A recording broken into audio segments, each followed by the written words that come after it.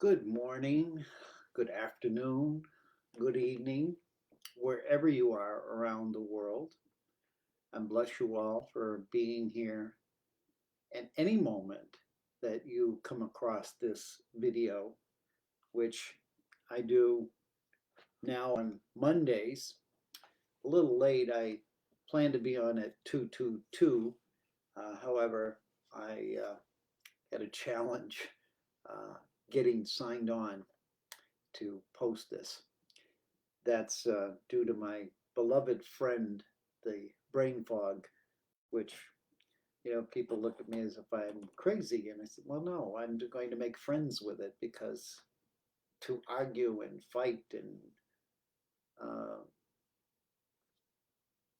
be distressed by it, it disturbs my inner environment. And that's today's topic is our inner environment. People may say, well, what do you mean our inner environment? Where did you get this thought?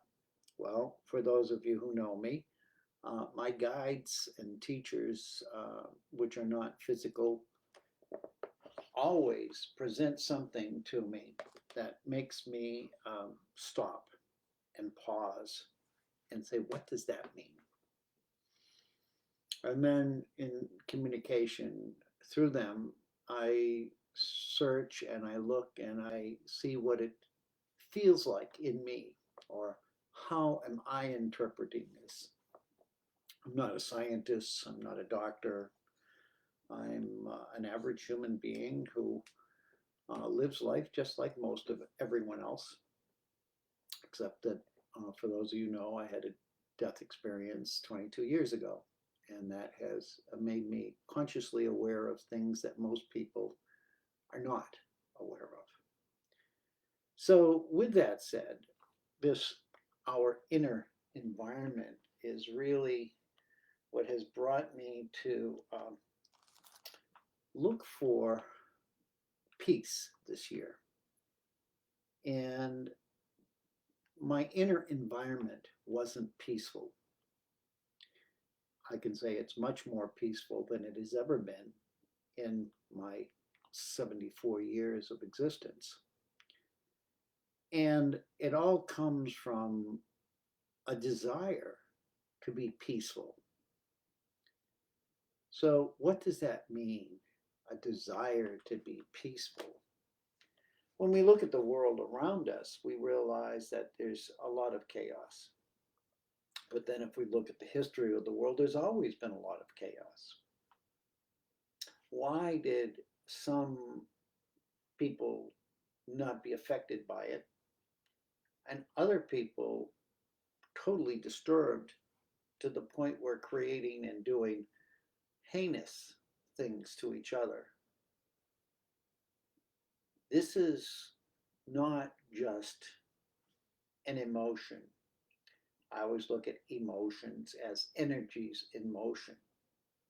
Although peace is a part of energy in motion, it doesn't cause that violence. It doesn't cause that disruption. Peace is where everything's in balance and it flows.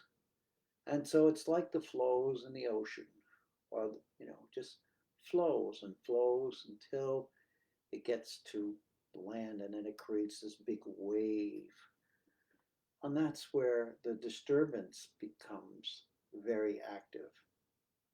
So, can we as human beings be more like the ripple on the water or the wave before it comes crashing down on whatever's around us?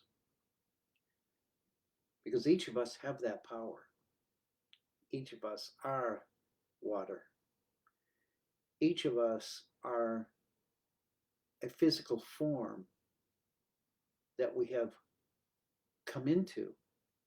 And we came into this physical form through birth, but it's from another dimension, another realm of existence that people have written about, told stories about. and called it many different names, all trying to be, I'm, I've got it right. And I've got, no, this is my teaching and this is the only teaching. That was humans trying to take power over life. We can't take power over life. We can think we're powered over life. We can think we're in charge, but we can't be in charge. That's a falsity that we've created. Each of us are an individual divine being. And I use the word divine because I like that word, because we were beings not in form that came into form. And we do this many times in many different dimensions. But our original blueprint is only an energy field. And each one of us are a part of that energy field. And we don't fight, we don't argue, we just are a continual flow of positive energy that seeks to manifest in a physical form. Whether it's a rock, whether it's a fish, whether it's a bird, whether it's a human, whether it's something on a different planet somewhere or in another galaxy. This is how vast a being we are. And what you see here is the external, touchable, feelable, seeable part of us. But today's talk isn't about that. Today's talk, as my guides told me, is about our inner environment.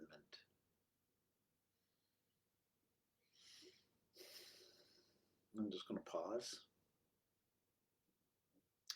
Our inner environment begins in this physical form at birth. Relatively simple, we understand that. We start off as an embryo. We start off as connecting in a womb, becoming an embryo, enlarging into a physical form that we call a baby that's fed by its mother, its sacred sanctuary within her womb. And she feeds us and nurtures us.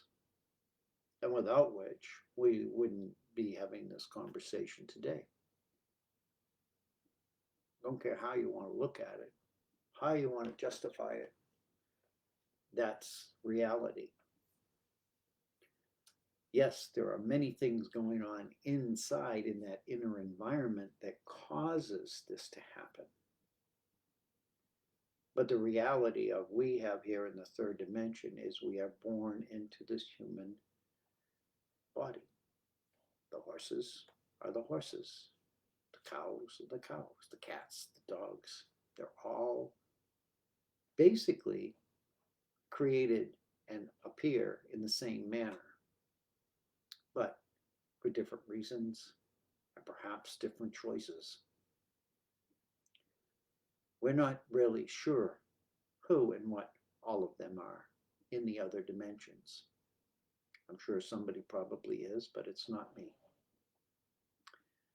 Yet we can all see a different wisdom and a different pattern of behavior in each one of them. And as our old form of science has told us, we evolved from these apes or something similar to an ape over 300,000 years or something, and now we are now humans. Now, that's a lovely story, but I can't tell you that that's the truth, because we're far more than that. And even they know that there's missing links in that map they've shown us of our evolution. And now people are understanding that more because they're understanding DNA more and they're seeking the source of all of that. Let's hope it's for good rather than for something negative. So when we go back into our inner environment, is we recognize that it's there that our journey begins. And our journey begins there, even though we're not consciously aware, because without that first, the embryo, the sperm and the egg connecting in that flash of light and energy, all of the resolving beyond that doesn't happen. So, are we born as a bolt of lightning hitting a tree? Could be. That's one way of looking at it.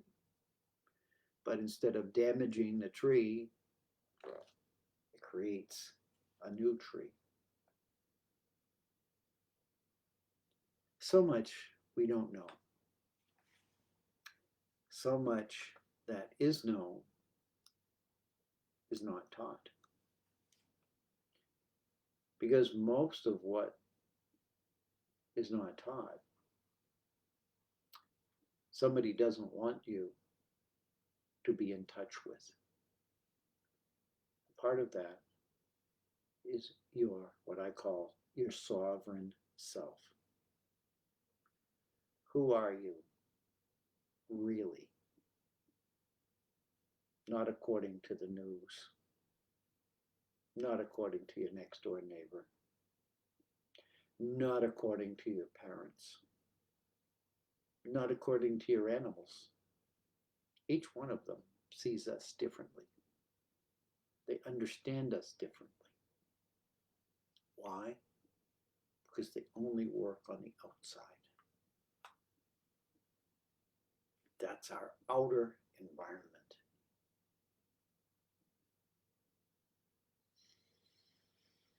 Take a long, deep breath and feel the air come into your body.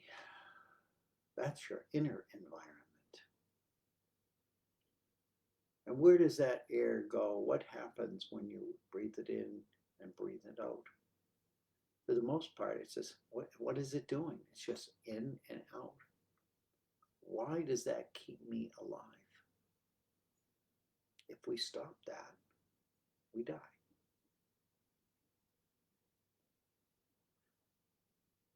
The grand story of all of this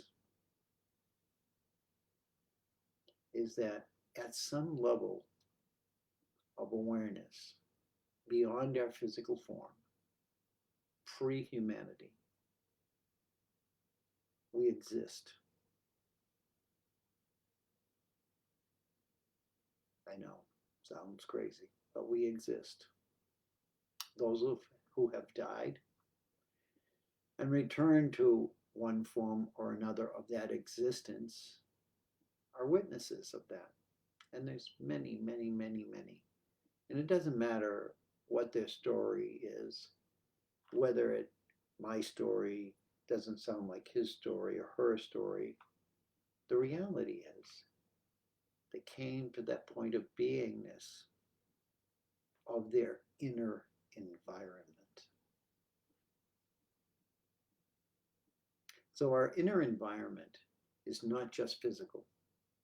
Our inner environment is etheric. It's galactic. It's multidimensional.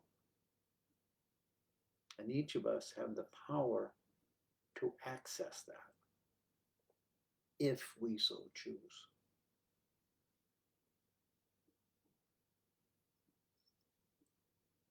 Physical form in those realms is not necessary. Conscious awareness, I'm not sure if there is conscious awareness of it. but I know I have conscious awareness of being there and bringing it back into this body and what took place there. So, was it a fantasy? Was it a story? Was it just electromagnetic brain waves? I'm not sure.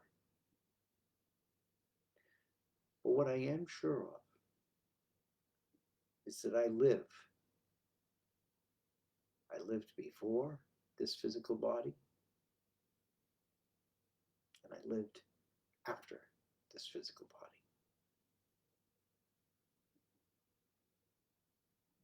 And in that state of being, between those 2 points, I call it the spiritual here. And we become that spiritual here. Others call it the original self.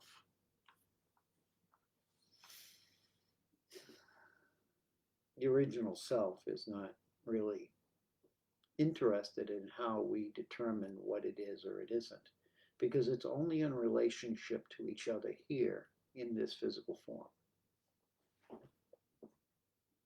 In that state of being, we are at peace. In this one, we have a choice: at peace or not at peace. What is peace? Why have we chosen to be aggressive? Why have we chosen to be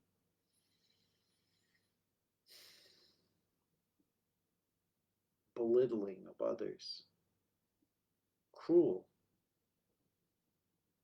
greedy?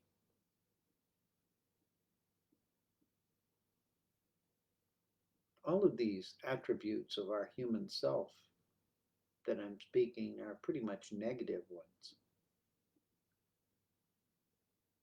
Positive, negative. But somewhere in the middle, there's that balance point. And that's where peace exists.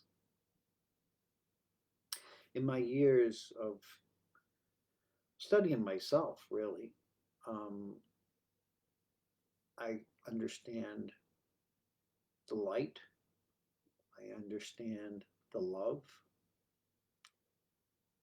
But this year, I chose peace is my mission. Not so much peace to try to create peace in the world, but to understand what peace within me means. When am I peaceful? And why am I peaceful? When is my inner environment not focusing on this or this or this or this or there or back there? When is my inner self at peace? Night when I go to sleep, I'm not always at peace. I dream, and some of my dreams are just fantastic, and some of them are just horrible. So I can't say that when I sleep, I'm at peace, because the brain is always working. Good afternoon, Victoria. Pleasure to see you, darling. Yeah, much love to you. So it's all about that inner environment that we struggle with. We blame it on everything outside of us.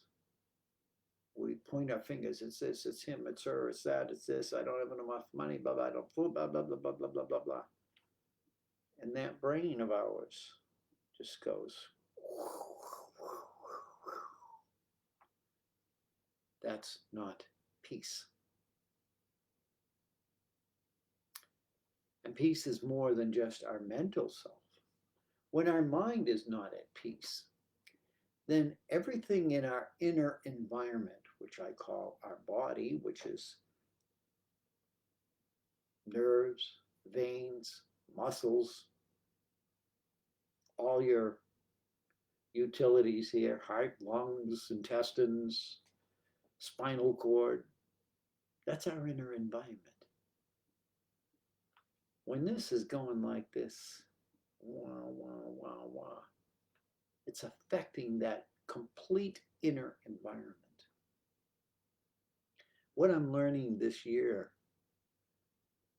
is that when I get that feeling, is to recognize it and stop. Stop what I'm doing. If I can, I can't do it when you're driving or doing something dangerous, but to stop and say, oh, that is not peace. I'm not judging it as good or bad. I'm just looking at it. I'm not at peace. And then I find a way to come to peace as much as I possibly can. I'm not going to come to perfect peace every time. But it's sort of like you come between all of that distortion and you come from your heart, because this is where peace exists. We think we're troubled in our heart. Oh, I have no peace in my heart. No, that's your head. That's your head defining your heart. Your brain has no clue about your heart. But without your heart, your brain doesn't know anything. It doesn't exist. No heart, no life. So, who am I going to trust best? I'm going to trust my heart. The inner environment relies on the heart. We need to do things within ourselves, both physically, what we eat, how we treat ourselves, from a position of looking at it from the heart. What is the best for everything in my body? Because if I can't take care of what my inner body is, my brain won't function properly, and I'm not going to react to anybody or anything outside of myself in a peaceful manner. Doesn't mean you're going to be, a total nutcase and go on a rampant rage. But when you are on those rampages or whatever, know that this is because your inner environment has been overtaken by your brain, by your thoughts, by your feelings. And if you only come back to that place of peace within you, would you be able to see something differently? I just had this conversation on a men's group this morning, and many of the men are very well educated, and they brought out their own things about finding peace and how you can go into a breathing pattern. I think last week I did a breathing pattern. I inhale in a figure eight and exhale and pause when it's there, and pause as I release, just for a second, just to recognize, that's my connection with everything around me. It's through the air. And it's air and water that I breathe in. I don't breathe fire. We look at the elementals and the elements, that we're elemental beings in this form. So our inner environment is what we need to fix, or we need to realign. We need to tap into, even to begin to understand how important, before we get out of bed, before we open the door and get in our car, before we do anything,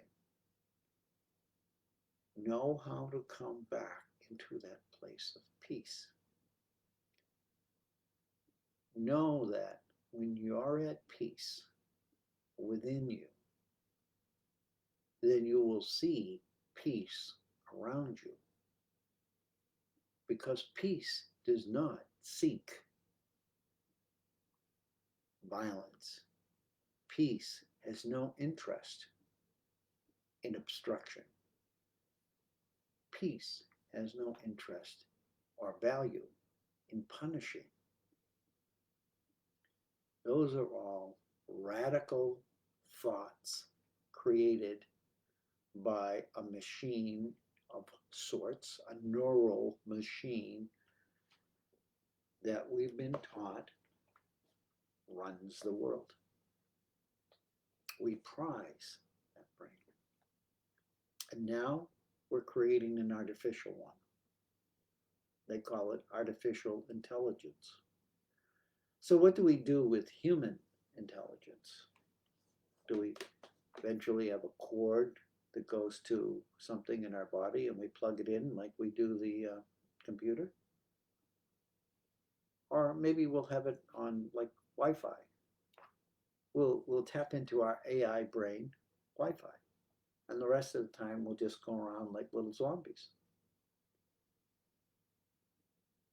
Is this the future of our children? Is this the future of humanity that we seek? Or is it just a momentary fascination with power and greed?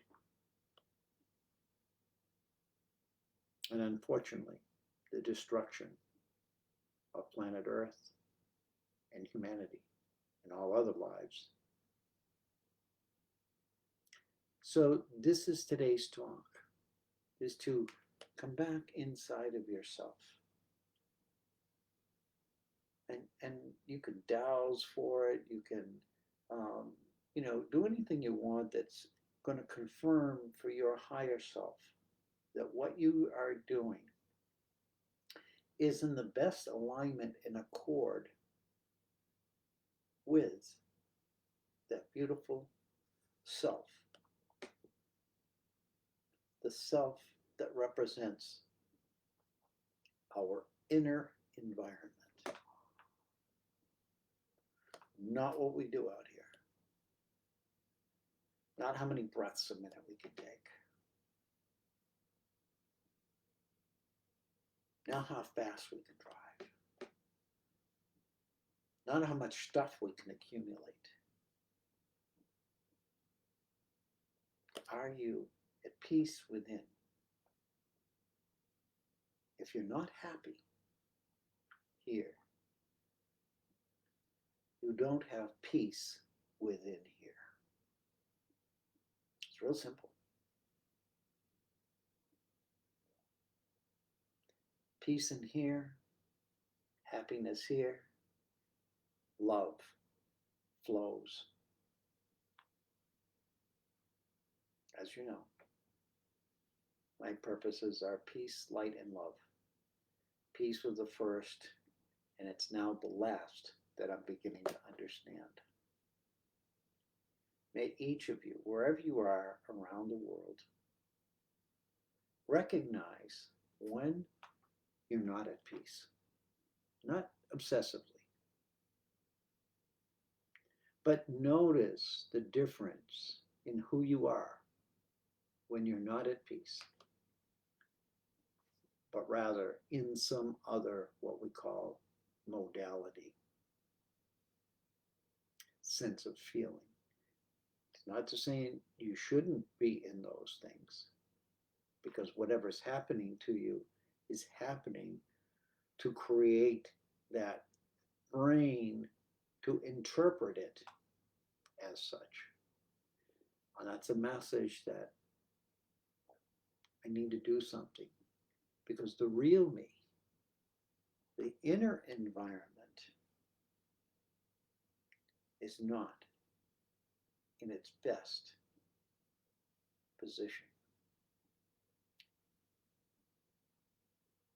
Good afternoon or good evening, Anne. Nice to have you here with us.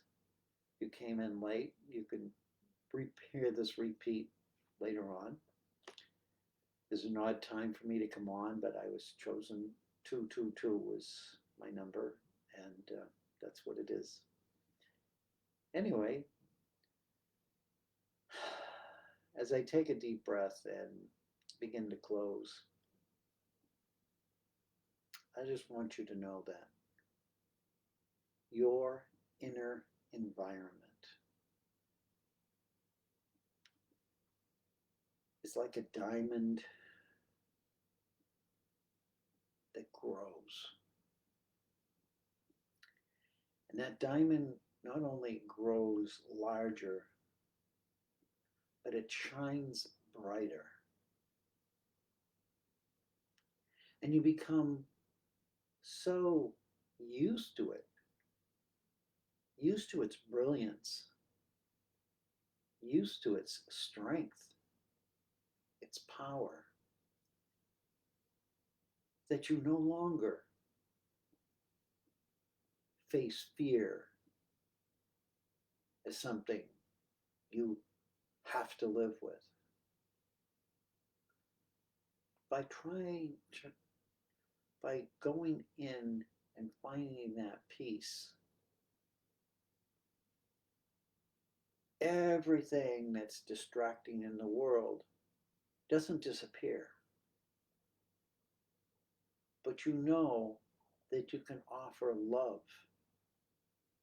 You can offer love here, there, there, there. It isn't about money. If you have money to share, wonderful. But you can share love just in your thinking. Think about the person, think about the place, and take a moment to send love. Because when you find peace, you begin to operate from your heart. And the more you operate from your heart, the more you realize that the brain is wonderful and has so much wisdom and other things to offer. That's your using it, not it using you. And please, whatever you do not let the artificial intelligence use you either. Because it will become addictive. It has no mercy.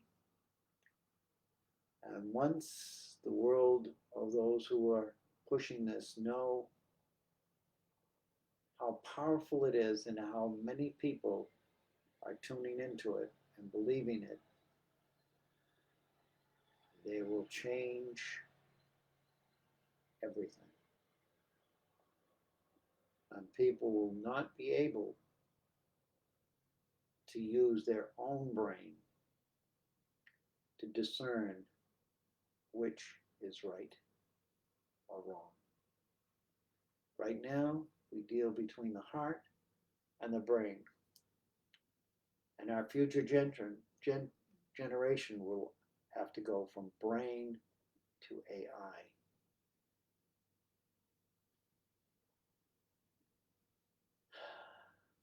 I love you. I thank you. I respect you. I am you. You are me. We are unity. One heart, one love. Forever.